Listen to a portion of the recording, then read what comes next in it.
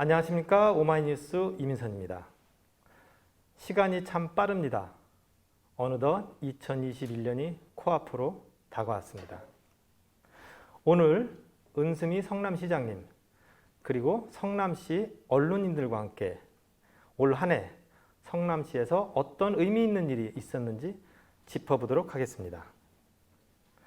언론인들의 심도 있는 질문과 은수미 성남시장님의 솔직 담백한 답변 기대하겠습니다. 토크 콘서트에 앞서 사전 소독과 참가자 건강 상태 체크 등 코로나19 방역 수칙을 철저히 준수했다는 점 공지드립니다. 자, 그럼 우선 패널 소개부터 드리겠습니다. 모두 성남시를 주로 취재하고 있고 성남시에 살고 있는 기자님들입니다. 비전 성남 구현주 시민기자님 나오셨습니다. 안녕하십니까. 반갑습니다. 네, 반갑습니다. 이정민 경기일보 기자님 나오셨습니다. 안녕하십니까. 안녕하세요. 자, 홍예림 아름방송 기자님 함께 하셨습니다. 네, 안녕하세요. 자, 오늘 기자님들과 리얼 토크를 펼치실 은수미 성남시장님 나오셨습니다. 반갑습니다. 화이팅! 자, 기자님들 질문에 앞서 사회자인 제가 가벼운 질문 드리도록 하겠습니다. 은수미 시장님의 가벼운 답변 부탁드리겠습니다. 코로나19가 장기화되고 있습니다. 시민들 삶이 날로 팍팍해지고 있는데요. 자연스럽게 재난지원금에 관심이 쏠릴 수밖에 없는 그런 상황입니다. 만약 은수미 성남시장께서 재난지원금 지급 방법, 지급 대상을 결정할 수 있는 위치라면 어떤 결정을 내리실지 가벼운 답변 부탁드리겠습니다. 예, 저희는 성남의 연대안전자금 3차 검토하고 있고요. 기준이 있습니다. 우선 위험에 비례한다. 그러니까 위험한 사람과 좀 그렇지 않은 사람이 나뉘잖아요. 정규직이 있고 프리랜서가 있고 자영업자가 있고 그래서 위험한 분에 비례한다. 그 다음에 가급적이면 아동과 어르신에 대해서 특별한 배려를 한다. 세 번째로 장애인이나 이런 취약한 혹은 정부 연대안전, 그러니까 정부 재난지원금으로 지원이 안 되는 곳이 있어요. 예를 들어서 성남 모란시장 5일장 같은 경우는 무등록 점포에서 지원이 안 되세요. 이런 것들, 그러니까 보완책. 그러니까 세 번째는 정부 지원금을 보완할 수 있는 곳을 뚫는다. 이 세 가지 원칙에 입각해서 저희들도 준비하고 있습니다. 자, 시민들한테 참 힘이 있는 답변을 해주셔서 대단히 감사드리고요. 필요한 곳에 우선적으로 지원하고 성남시 재난지원금 같은 경우는 국가에서 지원되지 않는 사각지대를 지원한다. 이런 말씀이셨습니다. 자, 솔직한 답변에 다시 한번 감사드립니다. 이제 언론인들 질문을 들어볼 차례인데요. 언론인들이 꼽은 성남시 10대 뉴스라는 것이 있습니다. 자, 10대 뉴스를 위주로 이렇게 질문을 한다고 다들 준비를 하셨는데요. 성남시 10대 뉴스는 코로나 위기 대응, 광주 대단지 사건 50년 만에 재조명, 유니세프 아동 친화도시 추진 등입니다.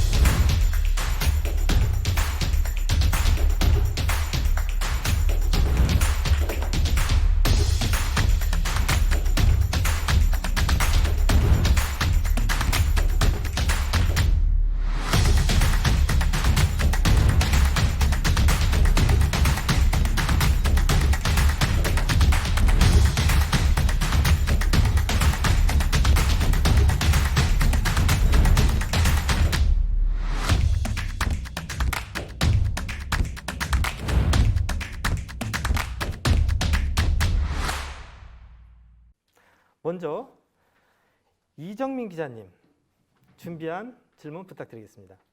예, 안녕하세요, 시장님. 예, 기자이기 전에 중원구 여수동에 사는 30대 청년입니다. 역시 관심사가 청년 문제라 제가 올해 꼽은 키워드는 청년 주거입니다. 올해 복정동 수질센터 이전 사업 성호시장, 현대화사업 등 청년들이 좋아할 만한 주거 정책들이 가시화됐습니다. 앞으로 이 사업들을 어떻게 추진할 예정이시고 덧붙여 집값 때문에 고민하고 있는 청년들을 위한 구상이 있으신지 듣고 싶습니다. 지금 현재 한 1,000호 정도 준비하고 있고요. 조금 1, 2년 내에는 5,000호 정도를 증가시킬 예정입니다. 그래서 뭐 쉐어하우스 형태가 되든 이렇게 되고요. 그다음에 두 번째로 청년 공공주택 이런 게 주로 저소득층 이런 기준이 있어서 저소득층 기준도 있고 아니면 일반 청년들을 대상으로 해서 예를 들어서 여기서 창업을 하셨다든가 뭐 이런 좀 기준을 바꾸는 것도 고민하고 있고 그다음에 세 번째로 청년주택 운영을 청년들이 하실 수 있으면 참 괜찮을 것 같아요. 그래서 그런 사회적 기업이나 좀 운영을 좀 해서 재밌게 같이 공동체를 형성할 수 있는 방법까지를 좀 생각한다는 거 하나. 두 번째로 전세나 월세 부분에 대한 임대료 지원도 지금 고민을 하고 있고요. 그다음에 세 번째로 저희들이 시도를 해보고 있는데 집주인하고 저희하고 뭐 학교하고 연합을 해서 리모델링을 해주는 대가로 임대료를 낮춘다든가 하는 임대료 지원 사업. 그러니까 저희가 반값 뭐라 그럴까 임대주택이라고나 할까요? 민간 그러니까 이 월세 반값 월세 뭐 이런 식으로도 저희가 올해죠 50호를 일단 시작을 했어요. 학생들을 대상으로 해서 그렇게 좀 다양하게 해보고 있는데 좀 고민은 공공주택을 그러니까 원치 않으시는 시민들이 좀 계시다는 거예요. 그래서 그 문제는 저희들이 계속 소통을 하면서 실제로 공공주택, 그러니까 판교에도 공공주택이 되게 많아요. 근데 판교 집값 안 떨어집니다. 다시 한번 말씀을 드려요. 같이 살기 위해서 혹여나 여러 가지 우려가 있지만 소통을 하면서 저희들이 최대한 책임지면서 가겠으니 청년 신혼부부를 위한 공공주택 사업 많이 지켜봐 주시고 좀 응원해 주시기 바랍니다. 네, 시장님 솔직한 답변 감사드리고요. 자, 이 답변을 시청하시는 청년들 아무래도 성남으로 좀 이사 오고 싶다 이런 좀 생각이 드는데요. 역시 청년이기 때문에 주거 문제와 함께 일자리 문제에도 또 이정미 기자님이 관심이 좀 있는 것 같습니다. 일자리와 관련된 질문도 하나 가지고 나오셨다고 하는데. 네, 그렇습니다. 지난달이었죠. 그 일하는 시민을 위한 성남시 조례가 제정됐습니다. 이 조례를 구상할 때 좀 특별한 계기가 있었는지 그리고 덧붙여서 아직 이 조례명만 보면 시민들이 이 조례가 어떤 건지 사실 좀 피부에 와닿지 않는다고도 생각이 듭니다. 그래서 이 조례에 대해서 조금 구체적으로 상세하게 설명 부탁드리겠습니다. 우선 배경은 저희가 2년 걸렸거든요. 조례 하나 만들고 통과하는데 2년 걸리는 경우는 좀 드문데요. 이건 이제 그 좀 전문가 논의도 좀 필요하고 해서 우선은 이런 두 가지 이유 때문에 서둘렀습니다. 하나는 그러니까 제조업 시대에서 디지털 시대로 바뀌니까 제조업 시대의 정상 분포라고 해요. 사업장, 근로자 이렇게 해가지고 사회 안전망을 주는 요게 제도가 핵심입니다. 근데 디지털 시대가 되면 이게 사업장, 근로자 이게 애매해져요. 경계가 다 무너지는 거죠. 그러니까 프리랜서 하신 방송국에도 프리랜서 뭐 사진 작가들도 많으신데 이분들이 근로자로 그 계약을 맺지는 않으시거든요. 자영업. 그러니까 이렇게 이제 디지털 시대의 노동에 맞는 다른 개념과 제도가 필요하다는 거 하나. 그래서 뭐 프리랜서라고 불리든 본인의 특고라고 생각을 하시든 어쨌든 일하는 사람들. 그러니까 고용 계약을 맺든 맺지 않든 내가 지금 일하고 있어. 이러면 좀 안전망이라도 좀 드려야 된다. 이게 였고요. 이걸 또 가속화시킨 게 코로나 때문이에요. 저희가 코로나19 상황에서 특별 지원을 할 때 특고 프리랜서 지원을 위해서 100억을 따로 준비를 해서 해봤어요. 그러니까 예를 들어서 성남시에 뭐 트롯 가수들도 계시고 네일 샤파 무대 기획자도 계시고 이러는데 이게 왜 그렇게 많으시냐면 성남시에서 평균 한 해 150억 정도를 들여가지고 350회 정도 축제 비슷한 행사를 지원을 해드려요. 이게 싹 사라지고 나서 제가 그분들을 만나 뵀어요. 사회자들. 일거리가 없으시다는 거예요. 근데 이분들 뭐 할 방법이 없잖아요. 그다음에 행정복지센터 시간 강사들이 많으세요. 저희가 보통 시간당 25,000원 정도를 지원해 드렸는데 이게 싹 사라졌어요. 이분들이 생계인 분들이 꽤 계시거든요. 그래서 이런 경우들을 보면서 이런 분들을 지원을 해야 되겠다. 아까 모란장 상인 얘기도 드렸는데 이분들이 휴장을 굉장히 많이 하셨어요. 5일장을 돌아다니시는데 휴장을 되게 많이 하는데 그걸 지원해 드리고 싶은데 무등록 점포예요.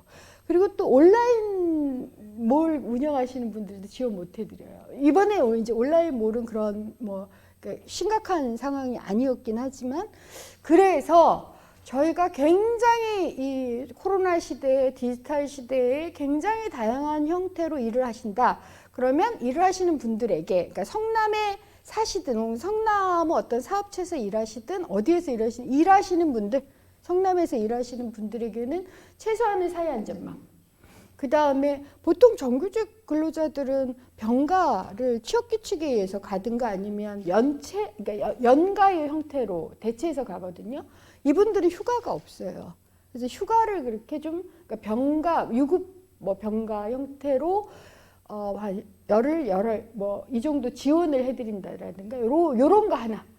그 다음에 이게 고용계약이 애매하다 보니까 법률적인 지원이 좀 필요하세요. 이런 것도 좀 같이 가고 그 다음에 라이더나 이동 노동자들은 저희 이동 노동자는 쉼터를 만드는데 그런 쉼터도 그러니까 휴게도 다른 방식으로 필요하세요. 그래서 이런 것들을 공적 지원하려고 했더니 근거가 너무 부족해서 그러니까 상위법도 없어요. 그래서 근거를 마련해야 되겠다 해서 최소한도의 조례를 만들었고 사실 이게 완전해지려면 상위법이 생겨야 돼요. 지금 전국민 고용보험 이런 얘기도 나오는데 저는 전국민 노동법 같은 형태로 좀 가야 되지 않냐. 그래서 일하는 사람들에게 기본적으로 주어야 될 권리를 주는 방법을 어쨌든 지자체에서는 지자체 방식대로 모색을 하고 그런 경험들이 전국적인 모색이 됐으면 좋겠고 청년들한테 예를 들어서 구직자라든가 다양한 형태의 창업을 하시려고 한다든가 이런 분들의 일시적인 생활 지원 이런 것들도 포함되어 있다고 생각해 주시면 돼요. 자, 자세한 설명 감사드립니다. 디지털 시대에 맞는 또 코로나 시대에 맞는 노동 안전망, 고용 안전망을 만들기 위해서 일하는 사람들을 위한 조례를 만드셨다. 그런 답변이신데요. 상위법이라고 말씀하셨는데요. 그럼 국회의원들이 만들어야 되잖아요. 네네. 구체적으로 어떤 상위법이 좀 필요할까요? 그러니까 근로기준법이나 이제 노동조합법 혹은 산재 이런 관련한 법들이 있어요. 근데 이 법은 대부분의 근로자의 범위가 고용된 자예요. 고용계획을 쓴 자. 그러니까 자영업, 프리랜서, 특고 다 빠져요. 특고의 일부는 들어가긴 하는데 그러다 보니 이 전체를 그러니까 두 가지 방식이 있는데 그동안의 근로자 기준을 그러니까 그대로 두고 부분적으로 확대해 나가는 방식. 예술인 복지법 이렇게 특별법 형식으로 확대해 나갈 수도 있고 아니면 일거에 좀 넓혀버리자. 어떤 방식이든 전 좋아요. 근데 저희는 이제 택한 방법이 일하는 시민을 위한 그래서 그러니까 노동 조건 향상을 위한 노동자를 위한 조례가 아니에요. 다른 지자체 조례들은 노동을 위한 조례로 되어 있거든요. 저희는 일하는 시민이라고 일단 범위는 확대해 놓고 저희가 할 수 있는 서비스는 그렇게 충분하진 않지만 근거 조항은 좀 넓게 가져가죠. 이렇게 생각을 하고요. 상위법도 그러니까 그런 생각을 하셔야 되는 거예요. 자세한 설명 감사드리고요. 자, 이정민 기자님 지금 마스크도 쓰고 있고 칸막이도 있어서 답변을 들으면서 흡족한 표정인지 그렇지 않은 표정이 제가 잘 안 보이거든요. 어떻게 시장님 답변 흡족하셨나요? 예, 눈으로 흡족하다고 말했습니다. 흡족해 하시는 것 같았습니다. 자, 답변 감사드리고요. 자, 상위법이 국회에서 빨리 만들어지기를 기원하면서 이제 홍예린 기자님 질문으로 넘어가도록 하겠습니다. 자. 네, 제가 질문 드리겠습니다. 제 취재 분야가 주로 복지 업무와 관련된 부분이라서 성남시 복지 정책에 참 관심이 많습니다. 성남시는 아동복지 정책에 좀 두각을 나타내고 있는 것 같아요. 그래서 저는 2020년 성남시 키워드를 아동 친화 도시로 좀 골라봤습니다. 그 시장님께서는 사실 취임 초기부터 반대 여론에도 불구하고 아동수당을 지역화폐로 지급하기도 하셨어요. 또 내년에는 아동 친화도시 인증을 받기 위해서 여러 가지 사업을 추진 중이라고 들었는데요. 그 시장님께서 생각하시는 아동 친화도시 모습이 어떤 건지 좀 궁금합니다. 지금 당장은, 그러니까 좀 단기적으로는 학대받는 아이들, 빈곤한 아이들에게 지원을, 그러니까 돈 없어서 병원 못 가는 친구들이 있어요. 그리고 그래서 기부금 모금을 하잖아요, TV에서. 전 그게 좀 창피해요, 사실은. 왜 선진국이잖아요. 우리가 잘 살아요. 근데 왜 우리 아이들이 아프다고 저 아이들 얼굴을 아이들이 기부를 하게 만드는 광고는 왜 계속되지? 이것 때문에 저희가 100만 원 상한제, 그러니까 원래 처음 취진 0에서 18세까지 아동은 본인 부담금이 100만 원이 넘으면 무조건 전액해준다였어요. 근데 이제 복지부하고 협의를 하면서 0에서 12세로 저희들이 양보를 할 수밖에 없었는데, 저는 아이들의 병원비는 더 이상 기부에 의존하게는 안 했으면 좋겠어요. 적어도 한국에 사는. 그러니까 학대나 빈곤이나 질병으로부터 아이들을 보호하는 것. 이건 단기적으로는 기본적으로 해야 된다고 생각해요. 그래서 제가 청와대에 있을 때 아동학대를 이제 공공화하는 기획을 하고 왔는데, 시장이 돼서 그걸 시행하게 된 거예요. 그래서 지금까지는 아보전이라고 그래서 민간 위탁을 했었어요. 학대받는 친구들 사례 조사하고 뭐 이 경찰하고 같이 가서 학대하지 마세요 하고 분리하고, 이런 되게 부끄러운 일이었거든요. 그래서 올해부터 시범 사업을 해요. 저희가 시범 사업 단체이기도 해서 저희가 전담 공무원 4명을 뽑았고요.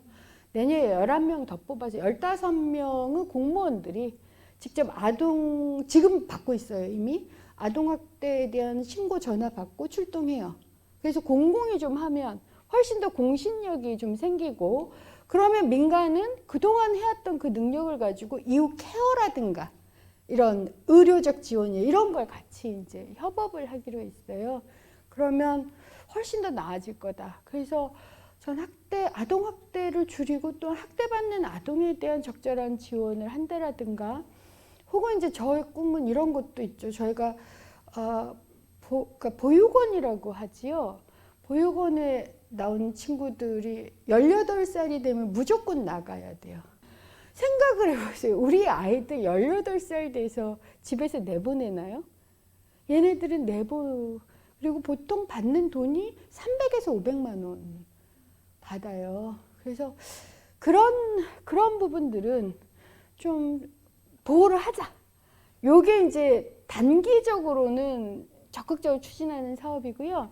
중장기적으로는 단지 그렇게 학대나 빈곤뿐만 아니라 보통 아동들이 자기가 목소리를 내고, 왜 BTS가 Love Yourself, Speak Yourself 이 얘기를 하잖아요. 발언도 하고 자기 권리에 대해서 고민도 하고 네트워킹도 하고, 그래서 적어도 0에서 18세를 거치고 나가면 난 참 소중한 존재야.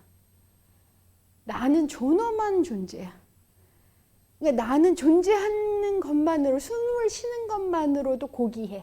내가 성공을 하든 실패를 하든, 시험을 잘 보든 잘 보지 않든, 이런 인식이 아동들한테 좀 충만했으면 좋겠어요. 그게 저희들을 위해서 권리 교육이라든가 아이들 참여, 네트워크 형성 이런 것까지를 또 장기적으로는 계속 준비를 해서, 그걸 가지고 내년 아동 친화 도시에 되는지 안 되는지 일단 인증을 받고, 인증을 받으면 그게 좀 토대가 될 것 같아요. 그래서 더 열심히 하게 되는, 저는 아이들을 위한 나라는 있다. 그리고 아이들을 위한 도시도 있다. 이런 얘기 듣고 싶습니다. 네, 답변 감사드립니다. 늘 말씀하실 때 은수미 복지의 핵심은 아동이다 이런 말씀하셨는데, 그 배경이 어떤 건지 오늘 이제 정확하게 제가 알 것 같습니다.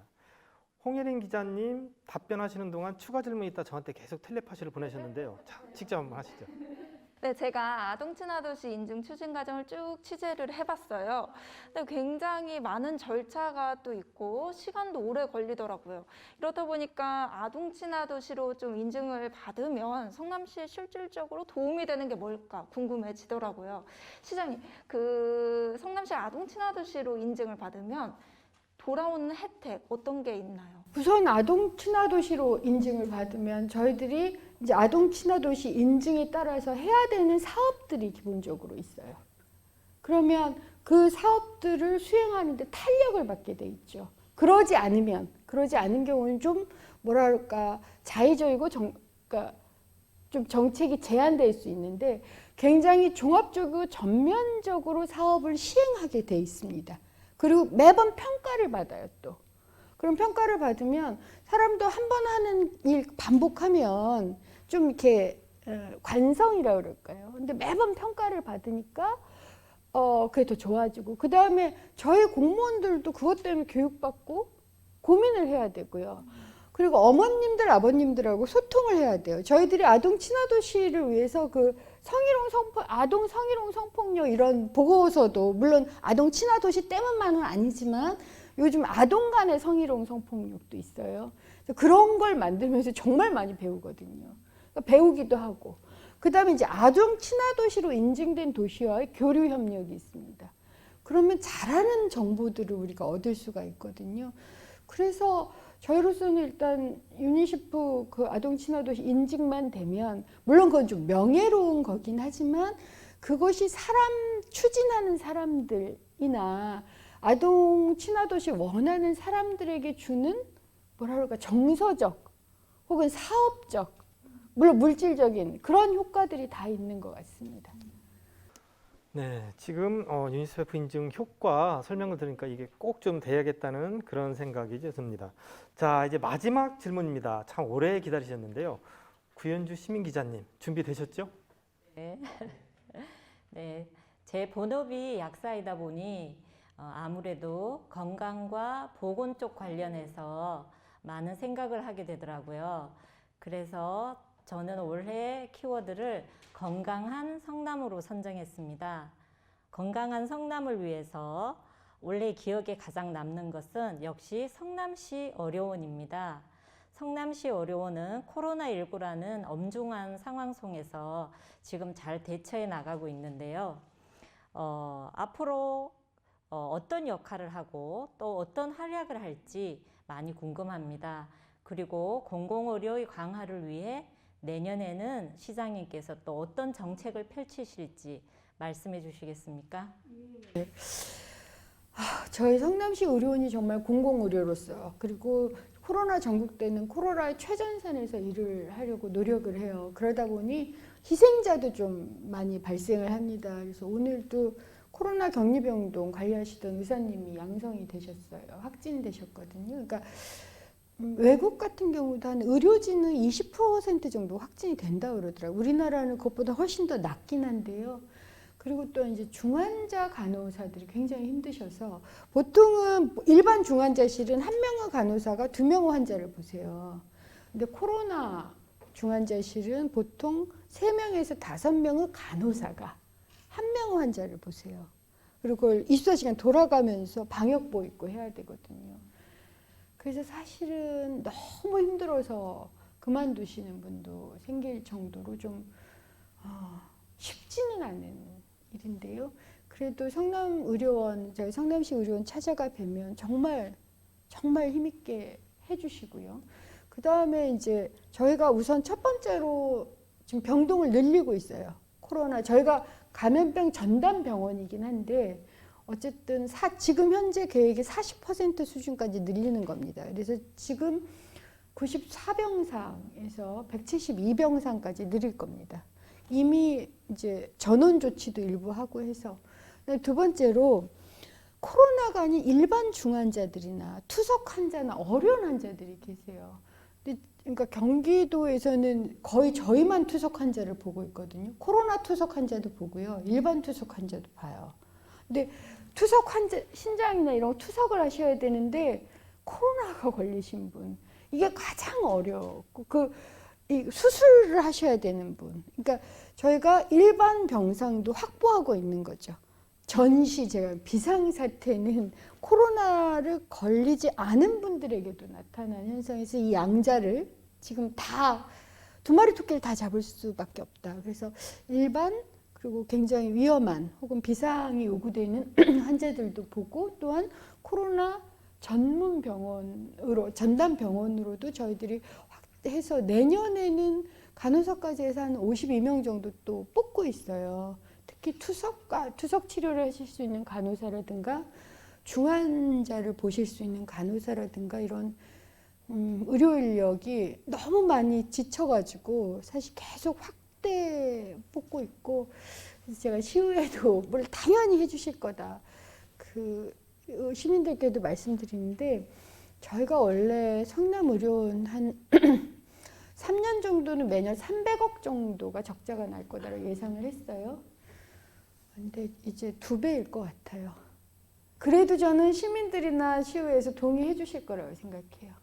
그리고 해야 된다라고 보고 있어요. 저희가 굉장히 시민들의 세금을 쓰는 일이어서 신중하긴 하지만 그래서 어쨌든 일반 병상도 확보를 하고 코로나 전담 병원으로도 동시에 하면서 시민들의 건강을 골고루 지킬 수 있는 균형을 내년에도 꼭 잡아나겠는. 다만 저희가 재정 지원을 좀 대폭 늘려야 될지도 모른다라는 말씀 미리 드릴게요. 물론 경기도나 중앙부처에서 많이 도와주고 계시는데 이게 과거의 기준이다 보니까 그러니까 전시 기준이 아닌 거예요. 아직까지는 우리나라 제도가 과거 기준이다 보니까 이게 빨리빨리 잘 안 되고 그래서 그 간극은 시가 메꿔야 되는데 마침 또 저희가 재정이 일정하게 동원이 되는 시여서 저희들이 성남시뿐만 아니라 경기도 일원에서 거점 병원이 되는 방식으로 그런 역할을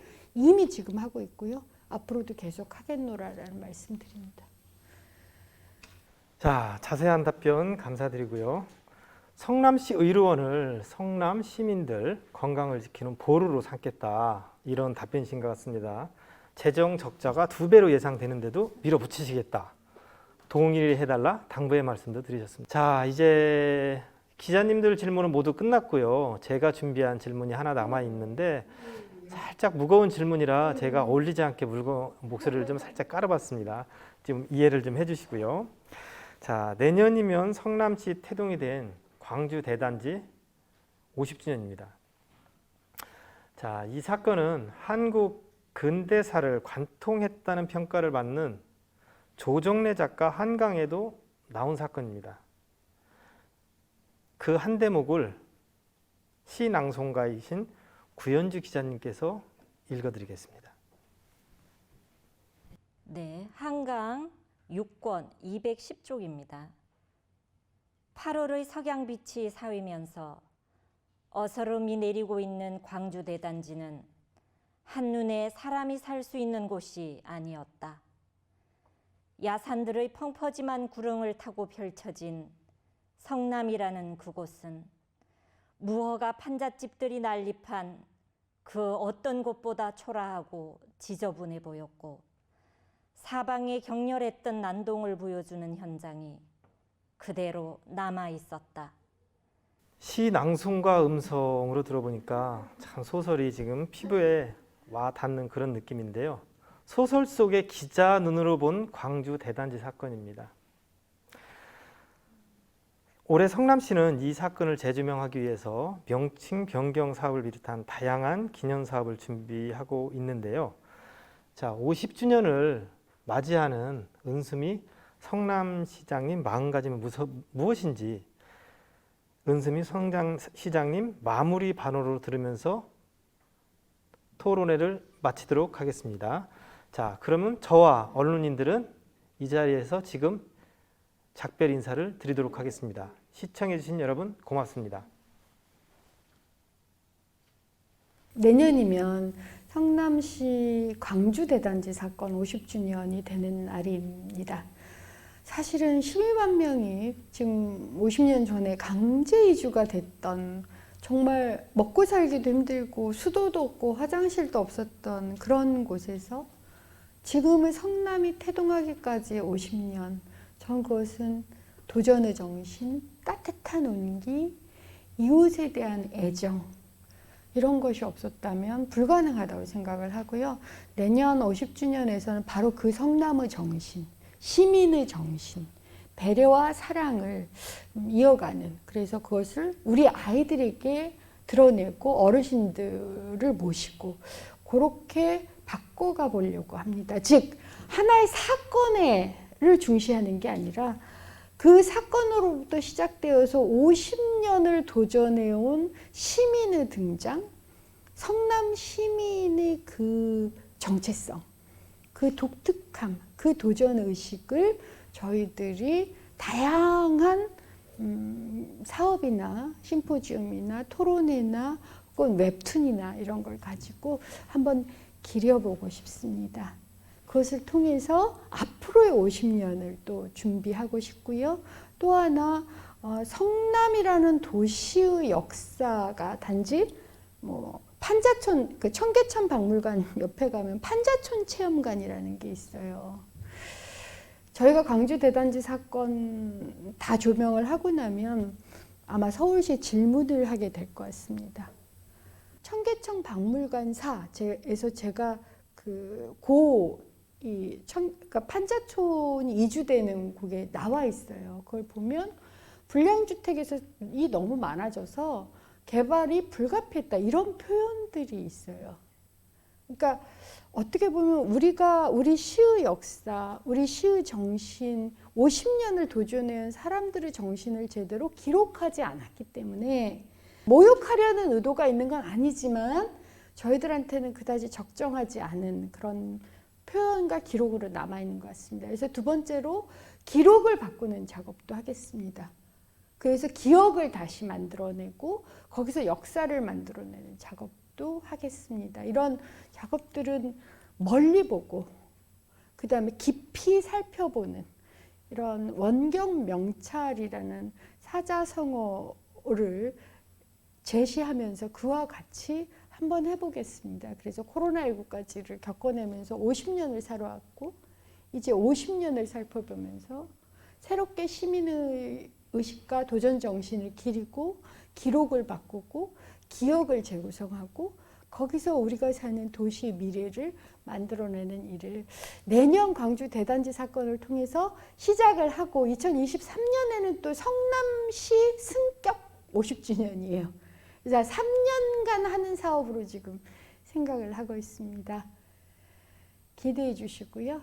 또한 이 도시를 만들어주신 성남 시민 여러분께 정말 진심으로 존경과 사랑을 보냅니다. 여러분은 정말 대단하시고 여러분들이 삶의 영웅이십니다. 그래서 혹시나 외로우시거나 혹시나 힘드셔도 우리는 함께 있다라는 것 잊지 말아 주시기 바랍니다. 감사합니다.